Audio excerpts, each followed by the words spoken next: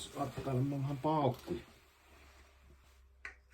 Tälleen vapon kunniaksi, niin mänkät muut ryyppeämään. Lattelen paukkuja tänne. Reikäpää, lataa reikäpäitä. Tämä on reikäpää.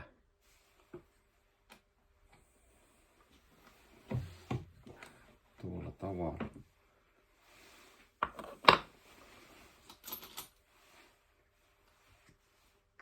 Annostelijalla laitetaan eka ruuti.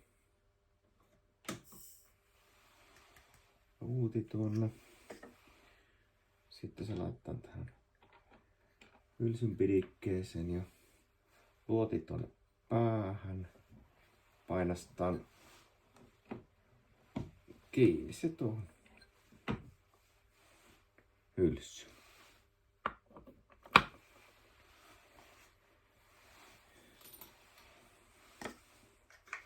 Välillä on tietysti hyvä niin punnita tuo ruutimäärä, että se pysyy samana sitten. Samana. Näyttäisi olevan. Takaisin tuonne.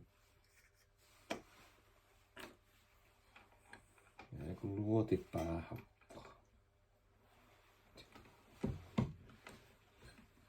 Että tämmöstä pikkuramiin mappuun kuuluu. Kiitos.